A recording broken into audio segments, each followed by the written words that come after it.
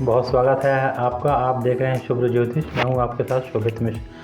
मित्रों, पितृपक्ष समाप्त होने वाला है। 6 तारीख को सब पितृ अमावस्या है, जिस दिन हम लोग पितरों का श्राद्ध तर्पण आदि करते हैं।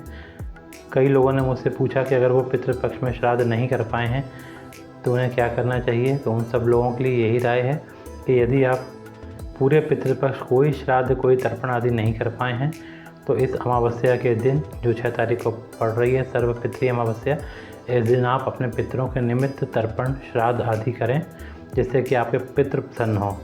कहते हैं इन 15 दिनों में पितृलोक पर पितृ आते हैं, पितृलोक पर अपने घर वापस आते हैं, अपनी संतानों के पास वापस आते हैं। तो इसलिए उनका श्राद्ध और तर्पण आवश्यक हो जाता है, क्योंकि अगर वो आए हैं तो उनका स्वागत करना आपका कर्तव्य बनता है। तो अपने पितरों का खूब खुश मन से स्वागत करिए, उनके लिए श्राद्ध तर्पण आदि करिए। पूरे पितृपक्ष कुछ नहीं कर पाए हैं तो अमावस्या के दिन आप इसको कर सकते हैं। बहुत से लोग ये भी जानना चाहते हैं मुझसे कि महाराज, यदि हम गया कर आए हैं तो क्या हमें श्राद्ध करना चाहिए। यदि आप गया कर आए हैं तो कहते हैं कि गया में श्राद्ध करने से आपके पितृ संतुष्ट हो जाते हैं, पितरों को संतुष्टि प्राप्त होती है। किंतु गया में श्राद्ध पूर्ण नहीं माना जाता। गया के बाद आपका श्राद्ध तब पूर्ण माना जाएगा, तर्पण तब पूर्ण माना जाएगा अब जब आप बद्रीनाथ धाम में ब्रह्मशिला या ब्रह्म कपाली पर जाकर श्राद्ध और तर्पण करते हैं। उसके बाद आपका श्राद्ध पूर्ण माना जाता है और उसके बाद आपको श्राद्ध करने की कोई आवश्यकता नहीं है। किंतु जो अमावस्या पड़ती है उस पर आप अपने ज्ञात अज्ञात जो भी आपके पूर्वज हैं उनके लिए एक थाली भोजन किसी गरीब को अवश्य दान करें, और हो सके तो ये भोजन अमावस्या की शाम को किसी पीपल के पेड़ के नीचे रखे आएँ, एक गिलास पानी वहाँ रखे आएँ, पत्तल में भोजन वहाँ रखे आएँ और पीछे मुड़कर ना देखें।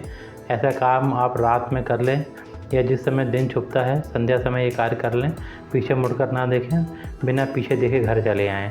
इससे भी आपके पितृ संतुष्ट होते हैं। एक बात आपको और कहना चाहता हूँ, इन 15 दिनों में अपना घर छोड़कर कहीं ना जाएं, क्योंकि आपके पितृ आपके पास आते हैं, अपनी संतानों के पास आते हैं ये देखने के लिए कि आप कितने खुश हैं, क्या हैं, कैसे हैं, ये सब देखने के लिए वो आपके घर आते हैं। तो इन 15 दिनों में घर बंद कर कहीं ना जाएं।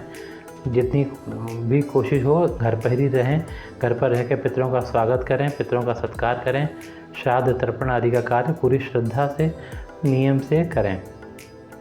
बहुत से लोग ये भी पूछना चाहते हैं कि अगर हम श्राद्ध भूल जाएं, नहीं कर पाएँ तो हम क्या करें।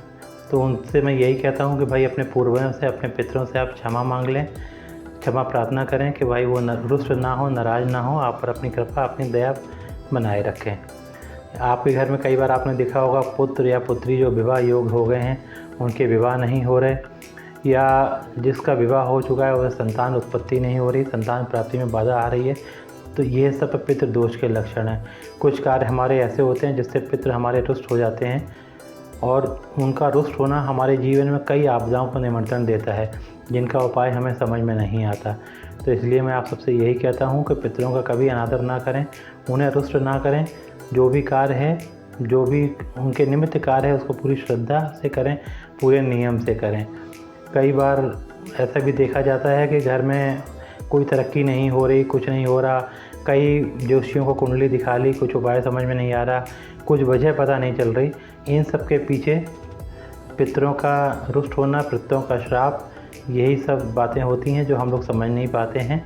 तो इसलिए आप पितरों का पूरा आदर करें, कभी भी उनका अनादर ना करें। जो अभी अमावस्या आ रही है, पितृ विसर्जनी अमावस्या जिसको हम कहते हैं, उस पर किए जाने वाले कुछ छोटे छोटे उपाय भी मैं आपको बता रहा हूँ, जिनको यदि आप कर लेते हैं तो आपके पितृ आप पर प्रसन्न होंगे। इस दिन संध्या समय किसी सरोवर, पोखर, नदी, नहर या तालाब के किनारे एक सरसों के तेल का दीपक जलाएं। दीपक का मुंह दक्षिण की तरफ रखें और उसमें इतना तेल रखेंगे कम से कम 2-2.5 घंटे वो दीपक जल जाए। उस दीपक को जलाकर वहाँ चले जाएं। इस दिन संध्या समय किसी कुत्ते को, अगर हो सके तो काले कुत्ते को, कुछ खाने के लिए अवश्य दें। अमावस्या के दिन एक गरी के गोले में पंजीरी भरकर किसी पेड़ के नीचे चींटियों के भोजन के लिए दबा दें, जिससे चींटियों को भी भोजन प्राप्त होता रहे। किसी भूखे को, निर्धन को भोजन अवश्य कराएं। यह कार्य अगर आप करते हैं तो आपके पितृ हमेशा आप पर प्रसन्न रहेंगे, आप पर अपनी दया अपनी कृपा बनाए रखेंगे। आप में से बहुत से लोगों ने हरिवंश पुराण पढ़ा होगा।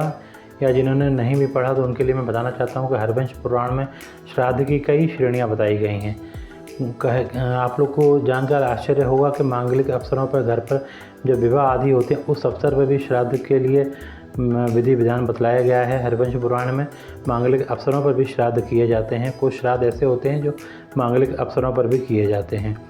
यदि आपके घर में पुत्र या पुत्री का विवाह नहीं हो पा रहा, संतान की तरक्की में कुछ बाधाएं आ रही हैं, संतान उत्पत्ति नहीं हो रही, तो आप अपने पितरों के निमित्त संकल्प लें कि वो आपका ये कार्य संपन्न करा दें। तो आप उनके लिए सर्वपितृ अमावस्या के दिन श्राद्ध करेंगे, तर्पण करेंगे। विधि विधान से आप ये संकल्प ले लें।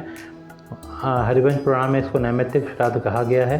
तो इस श्राद्ध का आप संकल्प लें कि हमारे जो भी पितृ देवता हैं मेरा ये कार्य करवा दें, मेरे पुत्र या पुत्री का विवाह हो जाए, मेरे पुत्र या पुत्री के संतान उत्पन्न हो जाए, उसके व्यापार में उसे सफलता मिले, नौकरी में सफलता मिले।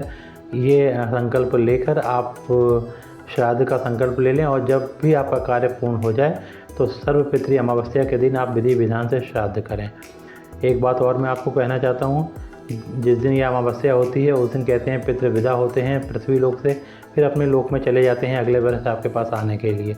तो पितरों को विदा करते समय बहुत ही विनम्र स्वभाव से उनको विदा करें, हाथ जोड़कर उनसे माफ़ी मांगते हुए उनको विदा करें। उनसे कहें कि प्रभु आपका आशीर्वाद हमारे परिवार पर, अपने परिवार पर हमेशा बनाए रखिएगा, संतान की तरक्की करिएगा, कोई भी अनिष्ट अपशकुन मत होने दीजिएगा, आपकी कृपा हमेशा हमारे परिवार पर बनी रहे, कृपा आपकी बरसती रहे, इतनी दया इतनी कृपा हम पर करिएगा। जाने अनजाने यदि हमसे कोई अपराध हुआ है तो उसके लिए हमें क्षमा करिएगा। ऐसा करके हाथ जोड़कर पितरों को विदा करें और उनका आशीर्वाद प्राप्त करें। यदि आपको इस विषय पर मुझसे कुछ और जानकारी चाहिए, कुछ आप पूछना चाहते हैं, जानना चाहते हैं, तो आप मुझको व्हाट्सएप पर मैसेज करके पूछ सकते हैं। आपके समस्या का समाधान मेरी तरफ से किया जाएगा, आपके प्रश्नों का उत्तर मैं दूंगा। तो आज के लिए बस इतना ही, आज्ञा दीजिए। धन्यवाद, नमस्कार।